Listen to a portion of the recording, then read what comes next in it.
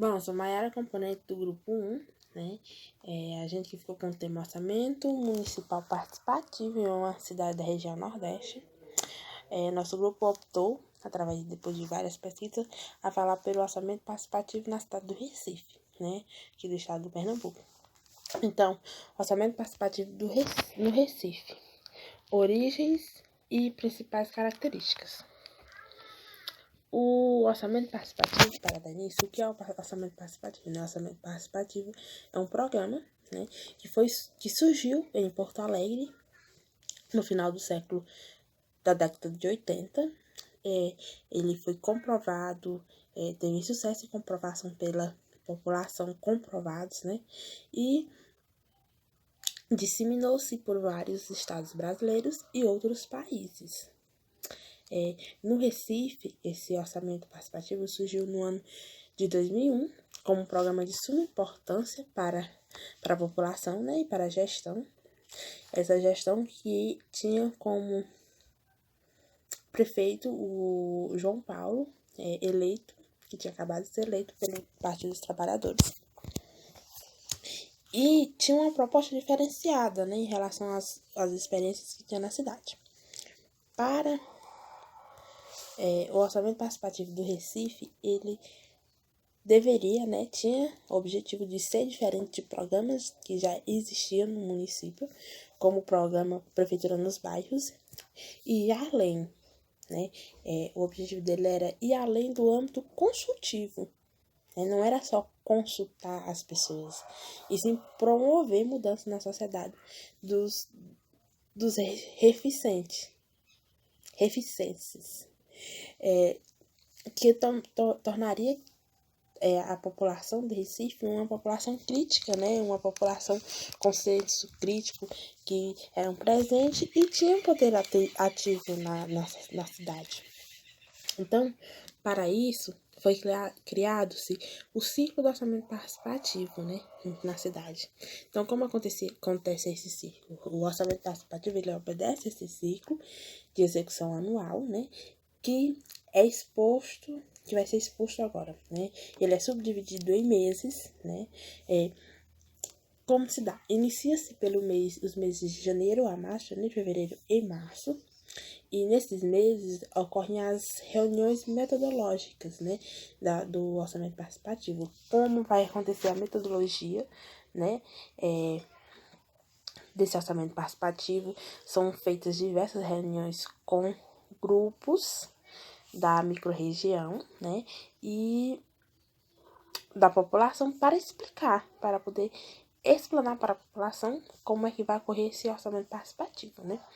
Nos meses de março e abril, a população ela se articula, né, são grupos de no mínimo 10 pessoas, para efetuar o credenciamento de ações indicando 2 ações para ser votada na plenária de sua microrregião. Nos meses de maio a agosto, as ações que foram credenciadas pela população na etapa anterior, né, elas vão para a votação na plenária regional, e são escolhidas 10 ações, né, são votadas 10 ações nas plenárias regionais, e as plenárias, quem não teve a oportunidade de votar nessa plenária, no mês de maio a agosto, tem outra oportunidade, né, de votar, que eu vou falar mais à frente. E no mês de agosto e setembro, nesse período, que os delegados que foram eleitos, né, em maio a agosto, nas plenárias regionais, tomam posse.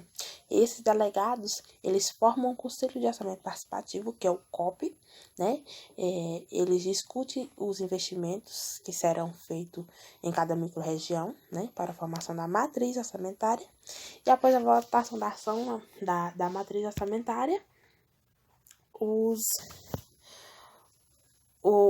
Conselho de Orçamento Participativo envia à Câmara dos Vereadores até o dia 30 de setembro. Outubro a dezembro, os fóruns monitoram a transição do orçamento na Câmara, né? E após esse processo ocorre a deliberação do plano de investimento. nos fóruns regionais em dezembro, né? Outubro a dezembro. O credenciamento, que a gente já falou, que acontece no mês de março e abril, ele, como é esse credenciamento? É a população, né? Propõe as ações que vão ser votadas nas plenárias de cada microrregião e efetua o cadastramento. É necessária a formação de um grupo de no mínimo 10 pessoas e essas 10 pessoas preenchem uma ficha indicando até 2 ações para serem votadas nas plenárias regionais. Plenárias regionais. O que são as plenárias regionais, né? As plenárias regionais são a votação, né? Os membros do orçamento participativo, eles realizam a mobilização para a população, para elas poderem estar participando, né, dessas votações em plenária. E nessas plenárias são eleitos os candidatos a delegados, né? Eles que têm de ter 10 votos no mínimo para votar.